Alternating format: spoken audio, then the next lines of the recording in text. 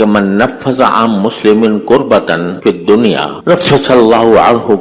قربتن من قربہ یوم القیامہ او کما قال صلی اللہ علیہ وسلم، کہ اگر کوئی شخص کسی مسلمان کو کسی بے چینی کی حالت میں دیکھے، کسی پریشانی میں دیکھے جس کی وجہ سے وہ بے چین ہو رہا ہو، ہاں کوئی بھی پریشانی ہو، تو جو شخص اس کی پریشانی کو دور کرے گا تو اللہ تبارک و تعالی قیامت کے دن اس کی بے چینیوں میں سے اس بے چینی کو دور کرے گا، ایک بے چینی کو دور کرے گا۔ ایک انسان کو ہم دیکھتے ہیں کہ وہ کسی مشکل میں مبتلا ہے، پریشانی میں ہے، مثلا فقر و فاقے کا شکار ہے، اس کے گھر میں کھانے کو نہیں ہے، تو جو مسلمان اس کی اس بے چینی کو دور کرے گا، اس کی معاشی پریشانی دور کرے گا، تو اللہ تعالیٰ آخرت میں اس کا یہ صلہ عطا فرمائیں گے کہ وہاں جو بے چینیاں ہیں ان میں سے کسی بے چینی کو اللہ تعالیٰ دور فرمائے۔ کوئی شخص بیمار ہے، اس بیمار کے علاج کی کوئی شخص کوشش کرتا ہے، کوئی بے روزگار ہے، بے روزگاری کی وجہ سے بے چینی میں مبتلا ہے، وہ اس کو روزگار دلانے کی کوشش کرتا ہے۔ کوئی شخص ہے کہ جس کی بیٹیاں گھر میں بیٹھی ہوئی ہیں اور وہ ان کے لیے رشتے کی تلاش میں ہے، تو کوئی شخص اس کو رشتہ دلانے کی کوشش کرتا ہے۔ غرض بے شمار انسان کی زندگی میں ایسے واقعات اور حالات پیش آتے ہیں جن میں انسان بے چین ہو جاتا ہے، پریشان ہوتا ہے، تو کسی کی پریشانی کو دور کرنا، اس کو اللہ تبارک و تعالی نے اتنا بڑا عمل قرار دیا کہ آخرت کی بے چینی سے اس شخص کو نجات ملے۔ یہ بہت بڑی خوشخبری ہے ان لوگوں کے لیے جو دوسروں کی مدد کرنے کے کاموں میں مصروف ہیں۔ ہمارے ہاں الحمدللہ بہت سے خیراتی ادارے ہیں، فلاحی ادارے ہیں، جن کا قیام کا مقصد ہی یہ ہوتا ہے کہ لوگوں کے کام آئیں، لوگوں کی پریشانیاں دور کریں، اگر بیمار ہیں تو ان کا علاج کریں، اگر بے روزگار ہیں انہیں روزگار دلائیں، اگر ان کے گھر میں کھانے کو نہیں ہے تو ان کو کھانا فراہم کریں، وغیرہ وغیرہ۔ تو ایسے لوگ جو اس کام میں مصروف ہوتے ہیں ان کے لیے اللہ تعالیٰ نے بہت بڑی خوشخبری عطا فرمائی ہے۔ آخرت کی بے چینیاں کیا ہیں آپ یہاں پر تصور نہیں کر سکتے۔ آخرت میں میدان حشر میں جو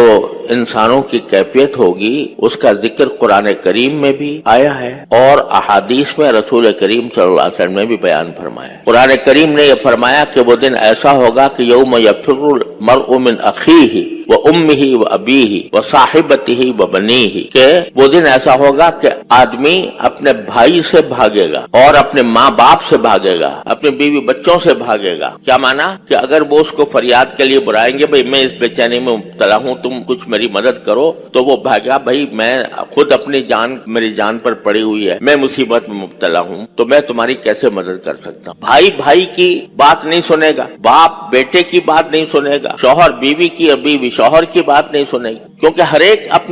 ہر ایک کو اپنی نفسی پڑی ہوگی۔ یہ عالم ہے اس وقت کا، اس محشر کا۔ اللہ تعالی ہم سب کو اس کو عافیت سے گزارے کہ محشر کے وقت میں جب تک کہ انسان کے لیے یہ فیصلہ نہ ہو جائے کہ اسے جنت میں جانا ہے یا جہنم میں، اس وقت میں ہر انسان ایک بے چینی میں مبتلا ہے، بے چینی میں مبتلا ہوگا کہ پتہ نہیں میرا انجام کیا ہونے والا ہے۔ پہلے نامہ اعمال آئے گا، وہ میرے دائیں ہاتھ میں دیا جاتا ہے یا بائیں ہاتھ میں دیا جاتا ہے، پشت کے پیچھے سے دیا جاتا ہے یا سامنے سے دیا جاتا ہے۔ قرآن کریم میں دونوں کا ذکر ہے کہ اما من اوتی کتابہ بیمینہ فسوف یحاسب حسابا یسیرا، کہ جس کے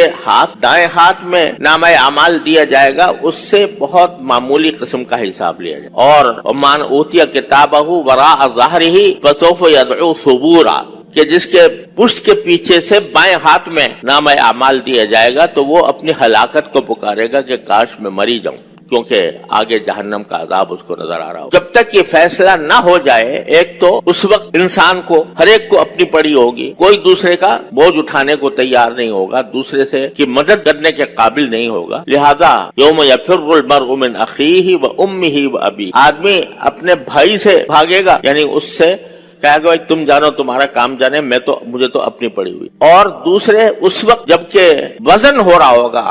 اعمال کا جب وزن ہوگا تو قرآن کریم فرماتا ہے من ثقلت موازینہ فہو فی عیشۃ راضیہ, جس کے اعمال کا وزن بھاری ہو گیا تو وہ بہترین من پسند زندگی میں ہوگا, جنت کی زندگی. ومن خفت موازینہ فامہ ہاویہ, اور جس کے اعمال کا وزن ہلکا رہ گیا تو اس کا ٹھکانہ وہ گڑھا ہوگا,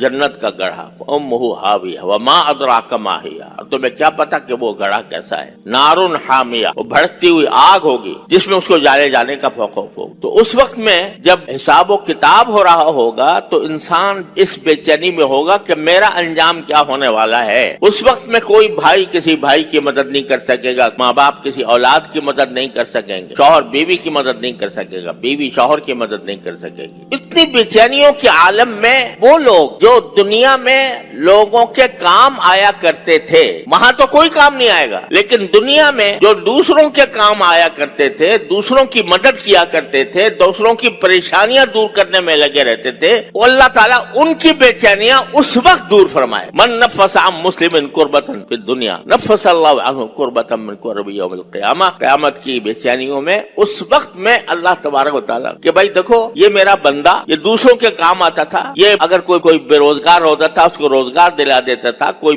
بیمار ہوتا تھا اس کا علاج کر دیتا تھا, کوئی شادی کی تلاش میں ہوتا تھا اس کے لیے اس کے کام کر دیتا تھا. کسی کو دوسرے سے ظلم کا اندیشہ ہے تو ظلم سے اس کو نجات دلانے کے لیے کام کر لیتا تھا. تو اللہ تبارک و تعالیٰ وہاں پر ان بے چینیوں میں اللہ تبارک و تعالیٰ اس کو نجات عطا فرمائے. سوشل میڈیا پر سب سے قدیم اور سب سے ریلائبل برانڈ درسقرآن.com